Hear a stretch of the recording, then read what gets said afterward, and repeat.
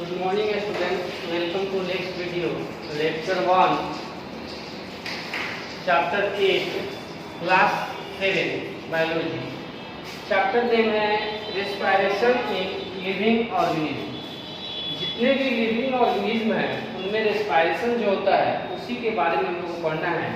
Plants and animal, और living organism में क्या आ गया, प्लांट्स एंड एनिमल्स जो होता है उनके रेस्पिरेशन के बारे में पढ़ना है. इनमें कौन कौन से टॉपिक्स है इस चैप्टर में, इन इस चैप्टर टॉपिक देखेंगे. रेस्पिरेशन, सबसे पहले हम रेस्पिरेशन के बारे में जानेंगे, मतलब श्वसन के बारे में जानेंगे. नेक्स्ट टॉपिक है human respiratory system. Human respiratory system में मानव में कौन कौन से रेस्पिरेटरी सिस्टम है इसके बारे में देखेंगे. थर्ड में है रेस्पिरेशन इन प्लांट्स. प्लांट्स में जो रेस्पिरेशन होता है, श्वसन होता है पेड़ पौधा में, उसके बारे में स्टडी करना है. नेक्स्ट है mechanism of breathing. Next breathing in other animals. तो यह मुख्य 5 टॉपिक्स जो है इस चैप्टर में हमको पढ़ना है. इसमें सबसे पहला टॉपिक इसमें पढ़ना है रेस्पिरेशन, और इस चैप्टर का नाम ही है रेस्पिरेशन इन लिविंग ऑर्गेनिज्म. तो रेस्पिरेशन क्या है, तो respiration is the fundamental and vital process in living organism that release energy from the food. respiration एक fundamental and vital process है जो किसमें होता है, लिविंग ऑर्गेनिज्म में होता है, सजीव प्राणी में होता है. उससे क्या होता है, तो उससे एनर्जी रिलीज होता है फूड से. जब वो भोजन लेता है तो भोजन लेने के बाद उसके शरीर में भोजन का पाचन होता है. वही पाचन कैसे होता है, तो विदाउट ऑक्सीजन, बिना ऑक्सीजन के वो रेस्पिरेशन फूड का डाइजेशन नहीं होगा. और ऑक्सीजन के लिए रेस्पिरेशन आवश्यक है. अगर वो सांस नहीं लेता है, ऑक्सीजन उसको नहीं मिलता है, तो उसका भोजन नहीं पचेगा. तो हम देखते हैं कि ड्यूरिंग द प्रोसेस, मतलब कि रेस्पिरेशन का जो प्रोसेस होता है उसमें the sugar present in food, food जो होता है उसमें शुगर प्रेजेंट होता है. फूड कंबाइन विथ ऑक्सीजन, जो क्या करता है, ऑक्सीजन से कंबाइन करता है. ऑक्सीजन को हम लोग O2 भी कर सकते हैं. And break down to simpler substance, तब जाकर उसको ब्रेक डाउन होकर वह सिंपलर सब्सटेंस के रूप में बनता है इन द सेल. यह किसमें होता है, तो सेल में होता है. The reaction of sugar with oxygen called oxidation, मतलब कि शुगर के साथ जो ऑक्सीजन का रिएक्शन होता है उसको हम लोग क्या बोलते हैं, ऑक्सीडेशन बोलते हैं. तो उसके बाद ऑक्सीडेशन जो होता है उसके बाद क्या होता है, उससे एनर्जी रिलीज होता है. Release energy, this energy function और लाइफ प्रोसेस कर रहा है कि जो एनर्जी रिलीज होता है, द एनर्जी फंक्शन और life process which are the considered as the characteristic of living beings.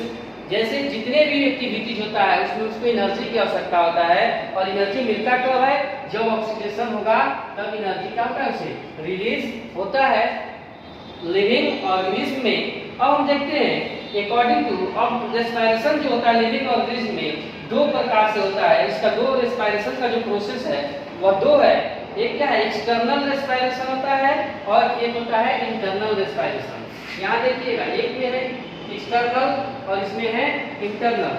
तो एक्सटर्नल रेस्पिरेशन क्या होता है, तो इसमें ऑक्सीजन रहता है. एक्सटर्नल रेस्पिरेशन में होता है जैसे हम लोग सांस लेते हैं, ऑक्सीजन इंटर या गिव आउट कार्बन डाइऑक्साइड, यह एक्सटर्नल होगा. Breathing is a process by which organism take in air rich in oxygen, मतलब कि जो हम हवा लेते हैं उसमें ज्यादा ऑक्सीजन की मात्रा होता है, rich in oxygen from the surrounding environment and give out air rich in carbon dioxide. This oxygen is carried by the blood to each cells of the body. तो इसमें क्या होता है, एक्सटर्नल रेस्पिरेशन में हम देखें कि जब हम एनवायरनमेंट से सांस लेते हैं तो उसमें ऑक्सीजन की मात्रा ज़्यादा होता है. फिर जब हमारा ब्लड जो होता है वह कैरी करके जो कार्बन डाइऑक्साइड को लाता है लंग्स तक, और लंग्स हम वह नोज के द्वारा बाहर जब उसको हम छोड़ते हैं तो उसमें कार्बन डाइऑक्साइड की मात्रा ज़्यादा होता है. तो यह जो प्रोसेस होता है, इस प्रोसेस को हम लोग एक्सटर्नल रेस्पिरेशन कहते हैं. इंटरनल रेस्पिरेशन जो होता है यह सेल में होता है. इंटरनल रेस्पिरेशन क्या होता है, सेल में. In the cell the oxygen brought by the blood oxidize to the sugar present in the food. Food में जो शुगर प्रेजेंट होता है उससे ऑक्सीजन जब रिएक्ट करता है तो यह प्रोसेस जो होता है सेल में होता है, तब जाके एनर्जी रिलीज होता है. तो इंटरनल रेस्पिरेशन में क्या होता है, एनर्जी रिलीज होता है। एनर्जी क्या होता है, एनर्जी जो होता है वह रिलीज होता है। तो इस तरह हम जाने एक्सटर्नल और इंटरनल रेस्पिरेशन के बारे में। अब इंटरनल रेस्पिरेशन कहिए या इसको हम लोग सेलुलर रेस्पिरेशन भी कहते हैं, क्योंकि अब इसमें होता है इन द सेल, सेल में होने के कारण इसको लोग सेलुलर रेस्पिरेशन भी कहते हैं और इंटरनल रेस्पिरेशन भी कहते हैं। अब पढ़ेंगे हम लोग नेक्स्ट में aerobic and anaerobic respiration.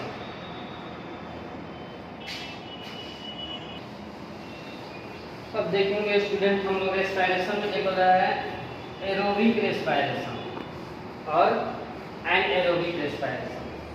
Respiration दो तरीके का होता है, दो हो गया, एक एरोबिक हो गया जिसमें ऑक्सीजन के बिना यह रेस्पिरेशन संभव नहीं है, और यह जो रेस्पिरेशन होता है एनारोबिक रेस्पिरेशन, यह विदाउट ऑक्सीजन के बिना होता है।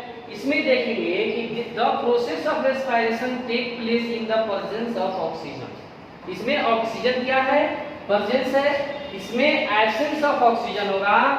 This process of respiration take place absence of oxygen, जहाँ ऑक्सीजन नहीं रहता है वहाँ पे रेस्पिरेशन संभव है।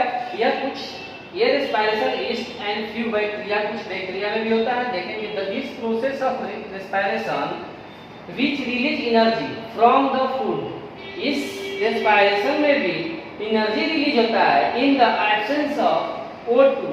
O2 का मतलब oxygen, is term as anaerobic respiration. मतलब कि एनारोबिक रेस्पिरेशन में कैसे होता है, यह ऑक्सीजन के एब्सेंस में होता है, और यह किसमें होता है, तो ईस्ट एंड फ्यू बैक्टीरिया में होता है। जैसे यहाँ पे देखते हैं sugar, CO2 carbon dioxide, alcohol plus energy.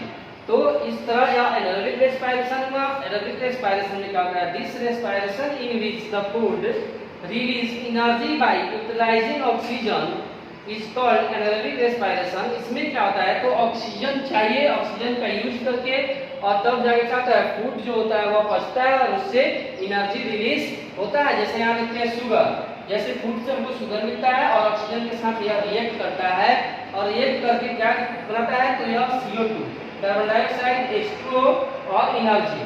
तो इस तरह यह CO2 H2O एनर्जी, CO2 हम लोग छोड़ देते हैं, एनर्जी का यूज करते हैं। तो इस तरह हम यह देखें। अब देखेंगे एनारोबिक रेस्पिरेशन जो होता है इसमें क्या होता है, तो एनारोबिक रेस्पिरेशन का यूज होता है वाइन बनाने में, शराब बनाने में। वाइन मेकिंग इंडस्ट्री में कौन रेस्पिरेशन की आवश्यकता पड़ता है, तो एनारोबिक रेस्पिरेशन, क्योंकि उसमें ईस्ट और फ्यू बैक्टीरिया का यूज किया जाता है। When the yeast respiration anaerobically it the produce alcohol, इससे क्या प्रोड्यूस किया जाता है, एनारोबिक रेस्पिरेशन का प्रोसेस से अल्कोहल प्रोड्यूस किया जाता है। Alcohol, this alcohol is used in the brewing industry to the make a beer from the barley grains. Similarly, is to feed on the sugar present in the grapes and help to the form wine. तब जाकर उससे क्या बनता है, शराब बनता है, या जो बियर आता है बियर भी उससे बनता है। ब्रेड मेकिंग में भी एनारोबिक रेस्पिरेशन की आवश्यकता पड़ता है। जब ब्रेड बनता है तो उसमें yeast also release carbon dioxide. Yeast जो होता है वो क्या रिलीज करता है, कार्बन डाइऑक्साइड। तब एनारोबिक रेस्पिरेशन के प्रोसेस में, और this carbon dioxide is used to the bakery to the make a bread, और बेकरी उसका यूज करके क्या बनाता है, ब्रेड बनाता है। अब हम लोग देखेंगे डिफरेंस बिटवीन एरोबिक और एनारोबिक रेस्पिरेशन। उससे पहले हम एक रेस्पिरेशन आपको बता देना चाहते हैं। रेस्पिरेशन में इसमें क्या बताना चाहते हैं कि जो एरोबिक रेस्पिरेशन, एनारोबिक रेस्पिरेशन होता है वह ह्यूमन बींग्स के मसल्स में भी होता है। ह्यूमन बींग्स में भी रेस्पिरेशन होता है। सपोज मानिए कि जब कोई व्यक्ति दौड़ रहा है, रनिंग कर रहा है, तो उस समय ज्यादा एनर्जी की जब आवश्यकता होता है उसको, तो मसल्स के अंदर जो रेस्पिरेशन होता है सेल में, उसको हम लोग बोलते हैं एनारोबिक रेस्पिरेशन होता है, वह विदाउट ऑक्सीजन के होता है। और उसी के कारण कभी कभी कोई एक्सरसाइज करता है और ज्यादा करता है तो उसको मसल्स में दर्द हो जाता है, एनारोबिक रेस्पिरेशन से उसमें ज्यादा एनर्जी रिलीज होने के कारण। तो इस तरह देखें। अब हम देखेंगे कि दोनों में अंतर क्या है, difference between aerobic respiration and anaerobic respiration. तो होता क्या है कि aerobic respiration occur in every cell of the almost all the living organism. Aerobic respiration जो होता है वह क्या होता है, वह ऑल लिविंग ऑर्गेनिज्म में होता है। Aerobic respiration is a few cases such as yeast and unicellular fungi, मतलब कि यह ईस्ट में होता है या यूनिसेलुलर फंगी में होता है। उसके बाद देखेंगे aerobic respiration is consume oxygen, इसमें ऑक्सीजन कंज्यूम हो रहा है, इसमें ऑक्सीजन कंज्यूम नहीं हो रहा है, इसमें ऑक्सीजन का उपयोग नहीं हो रहा है, इसमें ऑक्सीजन का उपयोग हो रहा है। तो इस तरह डिफरेंस हम दोनों को देखेंगे। यह लेक्चर आपका खत्म हुआ। अब नेक्स्ट लेक्चर में हम लोग नेक्स्ट टॉपिक्स की चर्चा करेंगे। Thank you.